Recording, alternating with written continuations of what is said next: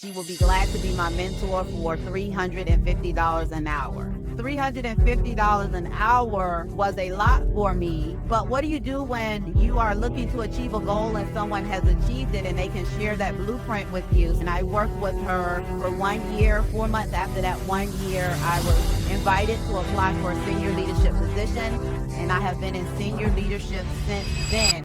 Are you looking for free tools that accelerate your business? Try self-implementing Summit OS, the ultimate business operating system. Summit OS will help you empower your team, execute like hell, and dig a moat around your business. Go to stevepreda.com/tools and download free, simple worksheets that help you grow your business. Alternatively, get matched with a Summit OS guide and take your business straight to the top of the mountain.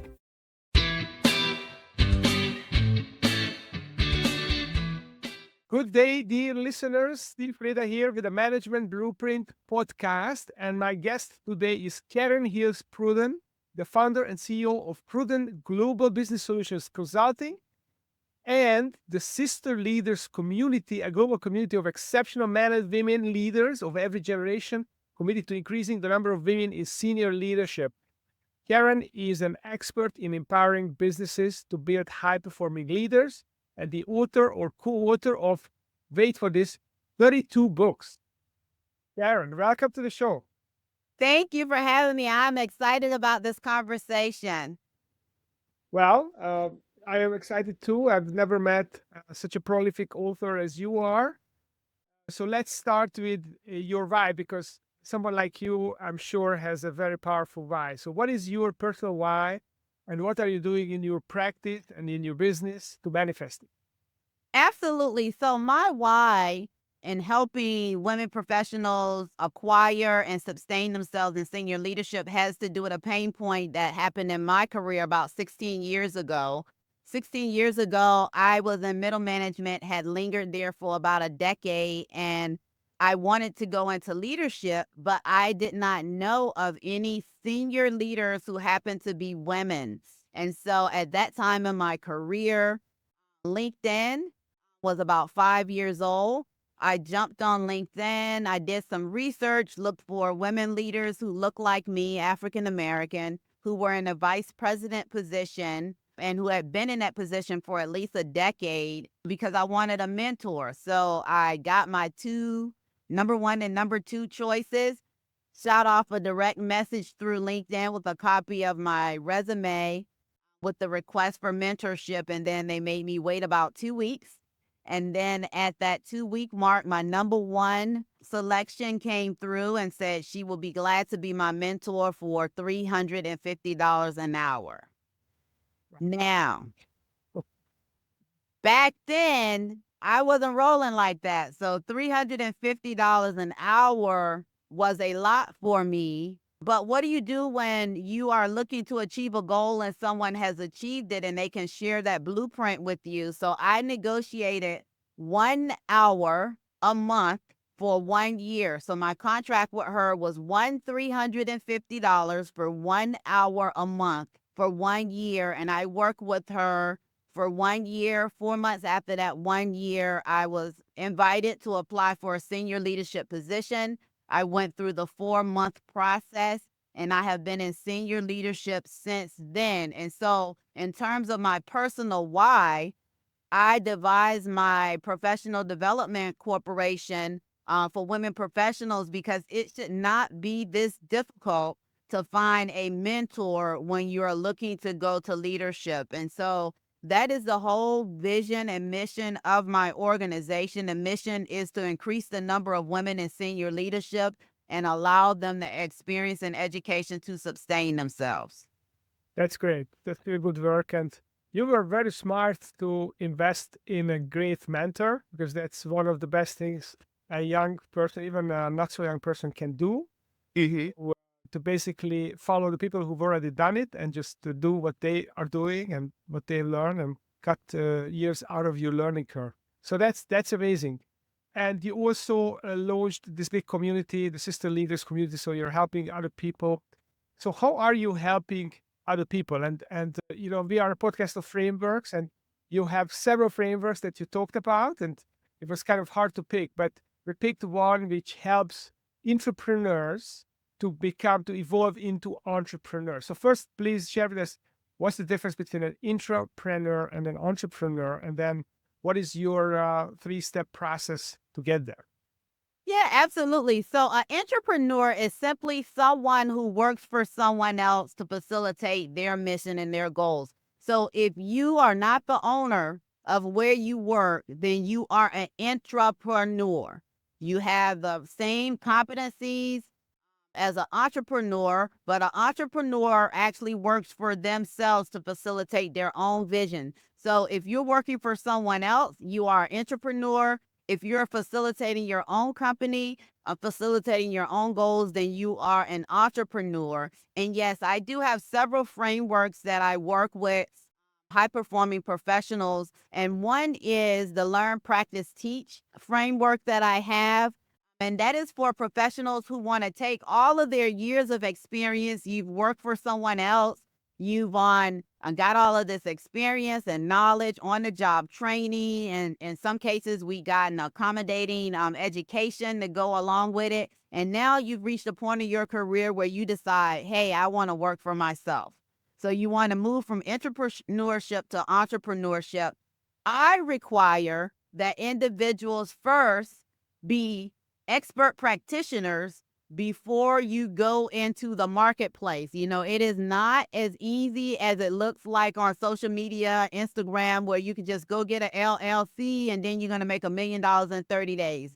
That is not realistic. You have to be very intentional and strategic. And so the Learn, Practice, Teach framework is where you learn through your experience and your education. You acquire that knowledge and that wisdom from working in your particular industry through being a practitioner, doing the work, working with others, and in some cases leading with others, because I work with a lot of leaders, before you decide to go out on your own and teach, whether it is through writing books or through workshop facilitation or keynote speaking. And so all of my clients are required to really know what they're talking about, have worked in the field that they're consulting and coaching. And so LPT, which is the LPT framework, which is Learn, Practice, Teach, is the evolution from practitioner to entrepreneur for an entrepreneur and an entrepreneur. And I have quite a bit of business of individuals who want to go into business for themselves. So we are strategic and intentionally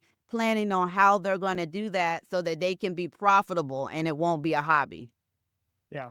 Well, I had a boss many years ago, or maybe 30 years ago. I was working in a big bank and I was the assistant to the CEO of this bank. And I would attend all the executive meetings and take notes. And in one of the meetings, the CEO said, first you have to work and then you can manage. And it was someone who wanted to be promoted, but they didn't have the practical experience. And he basically said the same thing. First, you have to be really good at what you do. And in order to even practice, you have to learn the craft so that they allow you to practice, right? You won't allow a brain surgeon to operate before they have done their medical school and their residency and all that stuff. Very good. So what is the typical framework for going from learn to teach? What's the time frame that most people are looking at if they start with the learning phase? Well, there's no standard time frame because, of course, it depends on the individual, their skill sets, their capability, and their commitment to elevation. But I can tell you, if you are doing something every day, all day, generally, if you learn from your opportunities that you have and working in that industry, because we have all of our challenges and opportunities, you will become more than just proficient. And so when you go into business for yourself, preferably that you will be an individual who is extraordinary and not just ordinary. Now, ordinary people go into business for themselves every day, and some people can make a good living from it. But when you want to set yourself out from like individuals who have similar businesses, then you want to be extraordinary in how you facilitate your process, your products and your services, so that you're more competitive than someone who has like skill set or like business such as your own. But no, there's not a time frame. It's more based on individuals' commitments and capabilities that they have because you can have some people that can be super awesome in 2 years. Some people can be super awesome in 5 years. It depends on the opportunities that were presented to them for them to cultivate their skills to a point where they are more than just proficient. Yeah. I mean, we're all familiar with the famous 10,000 hour rule that Malcolm Gladwell popularized. I think he also talks about this, that there's a big difference between practice and intentional practice. Yes. And they say that some people have 15 years experience and other people have 1 year experience 15 times. So how do you make sure that someone will have that, 5 or 10 or 15-year experience and not, how do you become intentional about your experience so that you move fast in this? Awesome question. I love it. So you are looking at what are the receipts that one has generated by the work in the marketplace. And when I say receipts, what are the results that you have generated as you're doing the work? And so your work will tell how well you are doing what it is that you do. For instance, my area expertise was 28 years. I worked at head of HR, while working in HR for 28 years, head of HR for about 15. And so my metrics, because I believe in that's my love language. Metrics and technology are my love language. My metrics would show that I help populate the workforce of organizations with the right people, with the right skills at the right time, based on the departmental's capabilities of achieving their departmental goals. And so you have to have results-based, quantitative results-based metrics associated with your work to show how proficient you are. And again, that can be acquired at 15 times or 15 years. It just depends on what is your proficiency during that period of time. Okay. So there's no rhyme and reason of how to be intentional about, if it's more about KPIs, how do you measure the output and the effectiveness and the deliverables? And I mean, I can see that if someone is winning work for their employer and they are successfully executing projects, then essentially they are creating those receipts that you're talking about. Absolutely. So I will say that the more that you practice your skills, the more opportunities you have to reach those different anomalies that happen just by operating business. And you'll acquire the knowledge of how to address those ancillary situations that happen just by you doing the things that you do. So you gave an example of someone doing something 15 times or someone doing something 15 years.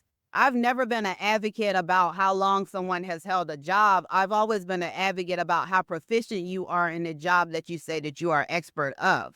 And so just rolling on the clock and being in a position for a period of years does not mean that you've actually hands-on done the work, dealt with the complexities of the work, have dealt with the evolution of the work, because work do evolve. How we do it in terms of processes, systems that we use, the talent that is required to do the work evolves over time. And sometimes that, depending on the industry that you work in, that can be a lot. That could be a lot of change. I have IT professionals that jump jobs every 2 to 3 years because they get different certifications based on the new software and hardware that are out that have changed the game. If you think about just the number of different programs that we have out here that have changed how we do business. Think about AI. People are incorporating AI, talking about AI, the impact of AI. We weren't talking about AI 5 years ago, not the way that we're talking about it now. And so the individual who's going to be extraordinary and super proficient using their skill set is the person who grows. They stay current and they grow with what's going on in their industry, and they are constantly doing the work, and or at least supervising those who are doing the work, so they know what the strengths, the weaknesses, and the opportunities and the threats are of doing business the way that they do business at that time versus how they did it previously. Now, you also talk about this concept of professional equity. So it's interesting because it also rhymes with this idea that even when you're intrapreneur, you can start building your professional equity. Maybe you don't have a business where you are accumulating financial equity, but you can build your professional equity. So how do you accumulate professional equity, and how does it help you start a business? Absolutely. So Equity is really something that you can tap into when needed. A lot of us think about equity when we think about those things that increase in value over time. If anyone have home ownership, it is commonly associated with home ownership. Professional equity has three components to it. It is relationships, reputation, and area expertise. And I'm going to explain each very quickly. So the reason why it is three is because successful individuals professionally, even if you're not in leadership, have learned how to leverage relationships up and down the chain, and they know how to communicate with specific parties in and out of business. And what I mean by in and out of business is that sometimes lunch and dinner with vendors, with supervisors outside of the office, a lot of deals are talked through, a lot of deals evolve and are made during those particular times. And so there are opportunities for us to elevate our value within the workplace when we have those working lunches, working dinners, and different things like that. So relationships are the people you work with, the peers you have, your customers, your vendors, your volunteers, your potential vendors, because you always want to always have one or two potential vendors on deck in case you lose a particular vendor. Otherwise, your business comes to a standstill. So relationships is one leg. The second leg is reputation. What are you known for? What problem do you solve in your market that you are known for? When someone hears your business name or hear you as an individual, what do they think of? And usually it has a lot to do with the problem that you solve. And so in order for people to be aware of that, you have to put that out into the ether. You have to make it common knowledge as to what problem you solve. You usually have to have a track record or some receipt that are known, that can be validated, and that are repeated. And so that is your reputation. And then your area expertise. Generalists are wonderful. They understand how everything kind of works together, but it is the expert that is called upon to save the day. And so when you have an area expertise that everyone knows that this is your area expertise and know that you operate very well in this area expertise, when it is needed, people will think of you. People will hire your business, create opportunities. And so professional equity is what you tap into during market chaos, why one customer may choose your business over another. For a professional, the way that we can leverage it is doing a reduction in force when they have everybody's name on the table, when they're talking about the pros and cons, the strengths and opportunities of each of these employees and what they can afford to lose, such as critical positions versus those that they possibly can afford to lose. Your name may make the cut simply because they know what it is that you offer and you resolve in terms of your skill set within the organization. And that is how you leverage your professional equity during industry chaos or market chaos. Yeah, I mean, it's really interesting how you articulate this, because I was vaguely aware of this before I started my business at the age of 35. I felt like it helped me to have accumulated experience and build relationship, but I didn't think about it as a professional equity, which is kind of the equity I was bringing into my business. Whereas if I started at 21, I would not have had this equity, and it would have been much, much, much harder to do. So that's interesting. Yeah, even when I came to America, I didn't know anyone, but at least I had the expertise. I had my reputation was on LinkedIn, so people could check me out. I already had a couple of books. And so talking about books, I'd like to ask you, so you have authored and co-authored 32 books, and many of them are bestsellers. So if someone would like to get familiar with your work, where should they start? What should they read? Two books in particular, one for the professional or one that wants to be a high-performing professional is Prudent Principles, 10 Strategies to Propel Women to the C-Suite. C-Suite is a synonym for senior leadership because every business does not necessarily have officers who begin with a C, but it is strategically written and intentionally written 10 whole chapters that talk about everything about data analytics and the power of data analytics. It talk about for women leaders that you don't have to act like one of the boys, so that you don't have to simulate and emulate a man and men like mannerisms. when you make it to leadership. It talks about images more than a blazer.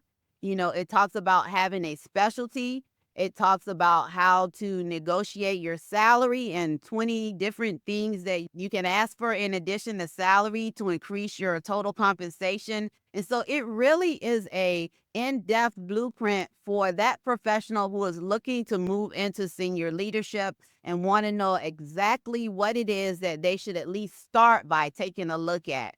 And then I have my most recent book, which is the Comprehensive Business Audit, which is part of my Amplify Your Value series, which is 100 questions that you can ask within your business. It determines your organizational readiness. So you can determine if you have the right people with the right skills at the right time based on what your organizational goals are. You can determine whether or not you have the right system operating for what it is that you need your business to do utilizing the system. And then it can help you determine where you are in terms of your processes and how efficient those processes are. And so it's broke down to those 3 sections. There are about 33 questions each section. And once you go through that book, you will have a very good idea on where the gaps are within your business and those things. And then you can kind of prioritize those things that you want to address based on capabilities, financial capabilities, and talent capabilities.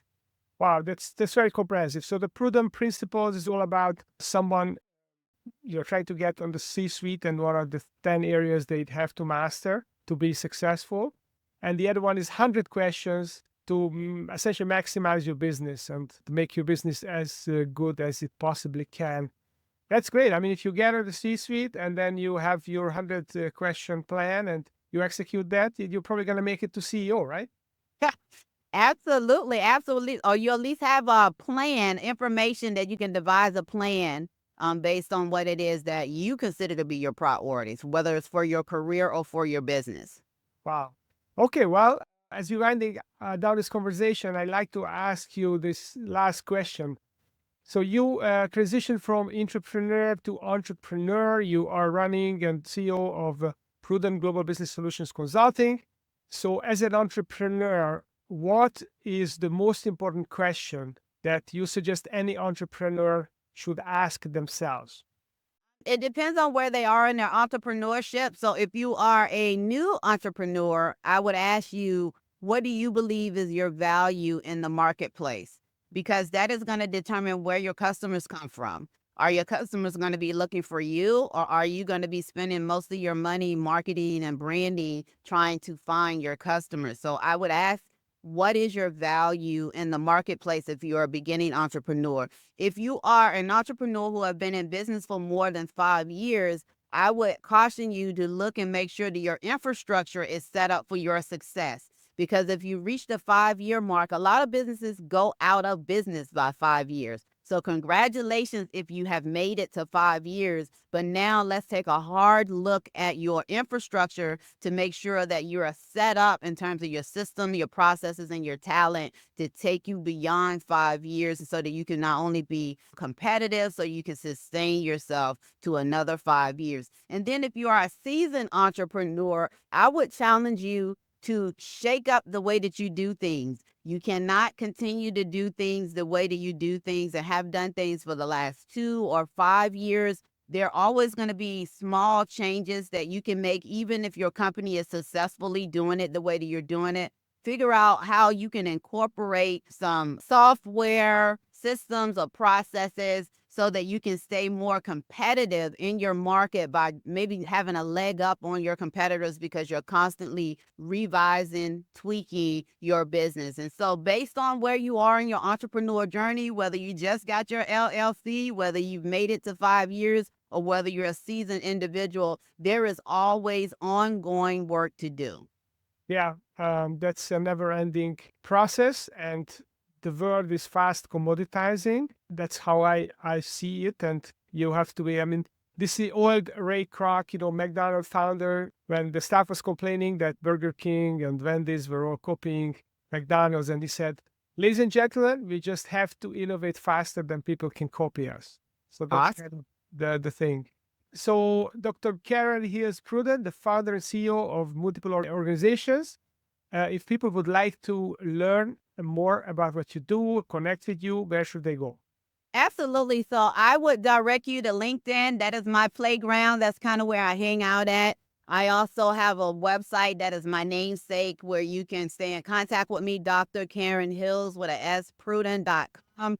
But I also want to offer a free gift to anyone who is listening to me. And so I will provide a link to a free downloadable that will give you 20 additional things that you can ask an employer for if you happen to be an entrepreneur that are not salary. So it will give you the opportunity to see those things that maybe you can negotiate. And listen, I'll let you in on a secret. You do not have to be new and applying for a job. You can be asked these things of your ongoing employer as well. So I will provide that to be part of the podcast notes so that you can download it and maybe we can increase your total compensation by next quarter. Okay, I'm all for that. Thank you, Dr. Karen Hills Pruden. Thank you, Karen, for coming and sharing your wisdom with us. And I look forward to the download as well. And those of you listening, stay tuned because we have successful entrepreneurs of all shapes and sizes and colors coming to the show and sharing their experience with us. Thanks for coming and thank you for listening.